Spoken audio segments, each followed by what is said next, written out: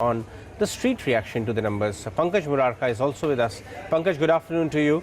How are you analyzing the street setup ahead of the budget in light of last very good 10 days? And if you look at the last 1 month data, mid-caps activity is back and people are, kind of remembering those good old days when mid-caps used to be very active. But at the same time, some hope is getting built in from the budget. Now even long-term capital gains, perhaps a reversal of that is getting built in. How are you analyzing the setup?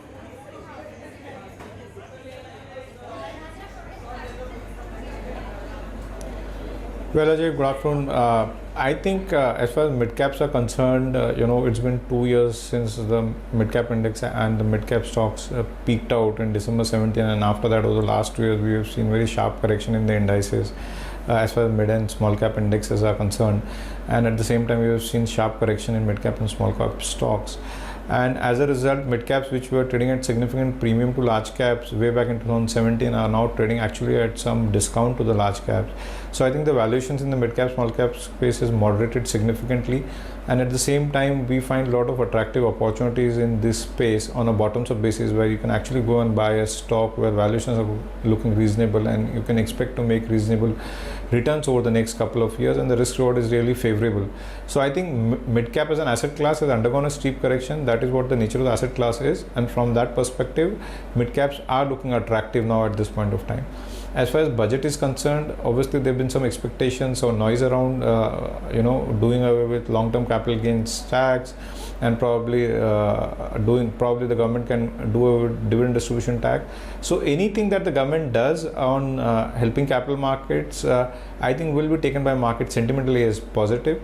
But I think the bigger cue that the market needs from the budget is the fact that we are at a point in time where our growth is significantly slowed down. So I think the central focus of the budget has to be reviving India's growth. That is the central focus that the budget needs to lay thrust on, because that's the need of the hour.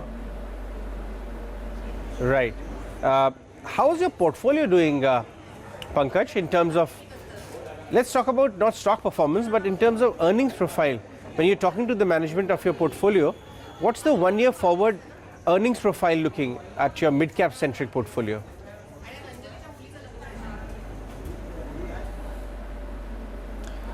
As investors, Ajay, we tend to be growth biased investors. So, we always searching for companies which can deliver high growth or superior growth.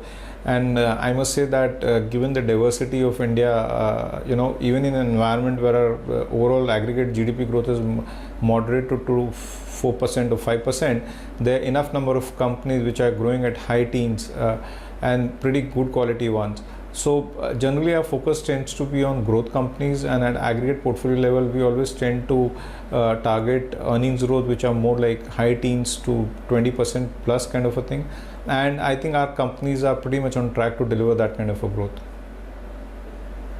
Right. Just hang on with me, Pankaj, for a moment. My colleague is here to talk about Kotak Mahindra Bank earnings, and then we'll talk about almost 40% of the Nifty earnings are out weightage wise. I would like your view on the trends, the management commentary you're catching right now. But before that, Varun, what to expect from Kotak this time around? So something similar to what we've seen with HDFC. Your loan growth should moderate slightly because there's been a slowdown in the overall economy, and obviously Kotak's a very large bank that caters to a large segment, so it is going to record a slowdown.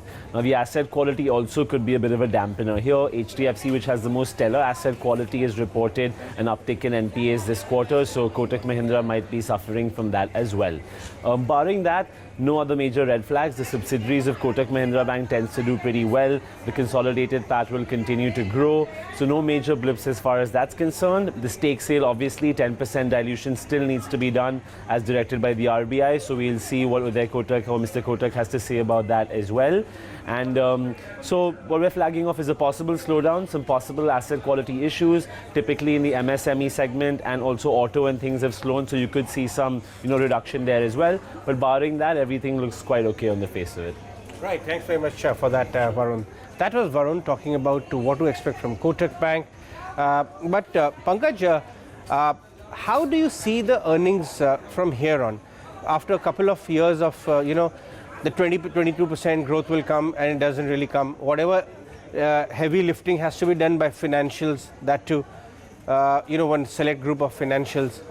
Broad-based earnings are still missing, and that's how job of perhaps people like you, fund managers, who look for stocks which are outperforming the overall space goes higher. But what's your view on broad-based universe earnings coming back?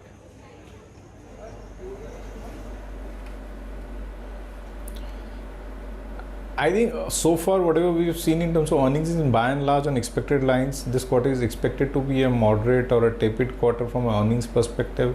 As far as your point about broad-based recovery in earnings is concerned, I think that will be more a phenomena that we'll see in second half of next year, because the fact remains that the economy has been going through a protracted slowdown. Probably the December quarter should mark the worst point in as far as economic growth is concerned, and probably we should see improvement from starting this quarter. But having said that, we run into some sort of headwind in the first quarter, April-June quarter, because of auto sector transition from BS4 to BS6. So the real meaningful broad-based recovery in earnings as a result has got really pushed back by a couple of quarters, and that will happen only in second half of next year. So I think this year is again going to be a year where we'll see some earnings growth, but it will be very moderate, and the real uptick in earnings probably is something that should happen next year. Before I let you go, what's the 1 year forward earnings growth of your portfolio on average?